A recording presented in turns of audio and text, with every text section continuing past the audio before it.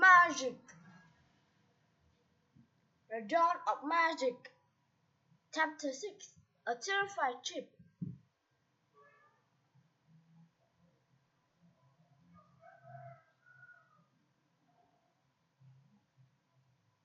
Pearl knew she should probably be panicked, but she could have been beginning happy about return to the vortex, except this time the vortex seemed different. It was darker than usual, with flames only light.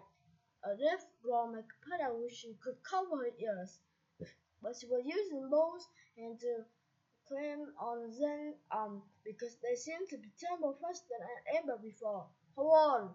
Then yelled over the noise, and time to grab a wormhole. Her looked around. Where? She cried. There aren't any wormholes here. For the first time, she felt a panic. Normally, when we lost a wormhole vortex, only she could find it all you want. Last night, this pulling yourself out in a scared, dangerous world. But now, a world passed for only every few minutes. The one, she yelled, get it! That had managed to grab Zing's legs around his waist, so he used both hands to grab at the edge of the wormhole. Paula grabbed it too. She saw that mountainside covered dark, open tree. The sky was dark, and gentle clouds lighting it up every second the line of the cliff overhead. Whoa, she commented. This wormhole is in the ground too. Never mind that, Zan said. Are you thinking that I'm thinking? Pearl nodded. That looks a lot like Far Dog, she said and shuddered. They visited the terrified watch a couple of times, barely escaped alive.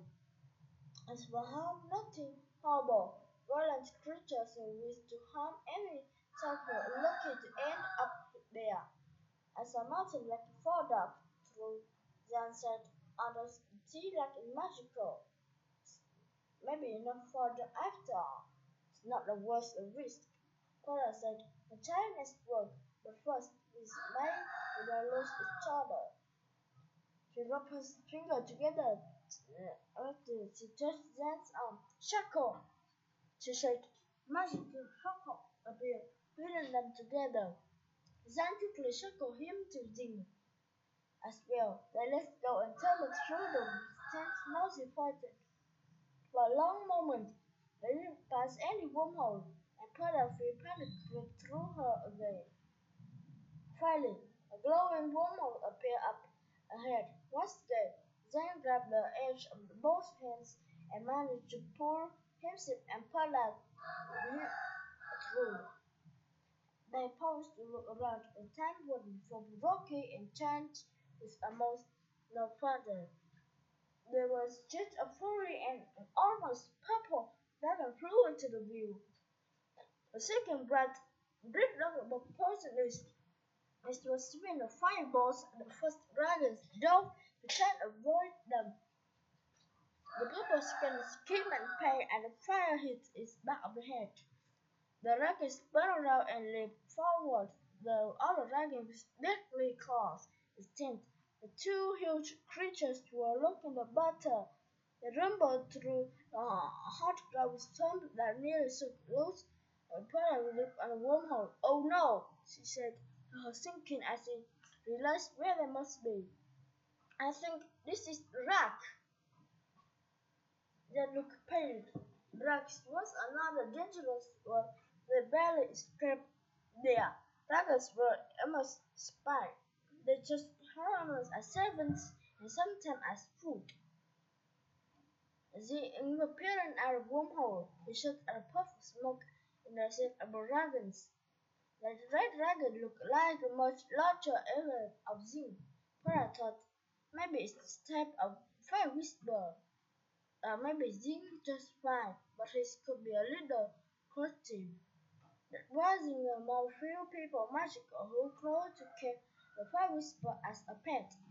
She could imagine the father dams Zing could do the army before they noticed us. Then said that dragons don't closer to Bomo. Once again, he and Pala, let's go. And Cutting through the vortex. We got fireplaces to stop and rest soon. Then said, Prince realized he was right. Already she could feel the last bit of magical energy from her body. They were entered. Travel through the vortex with a lot of energy, but she never lost this much energy like quickly before. We have to stop and rest the network, no matter what.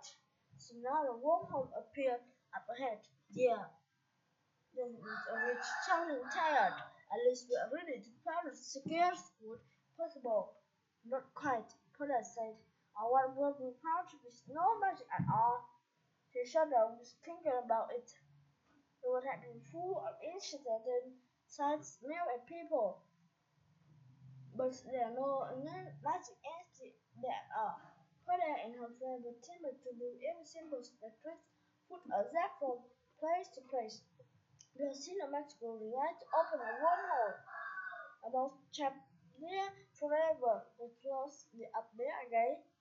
Then said he grabbed the next wormhole as it swirled past. Peter pulled herself up inside to take a look. At least the sun is shining here. Then said, glancing round. Peter nodded. The land before them was drab and barely with wistful glass covered glass pane. A few boulders quickly shaped the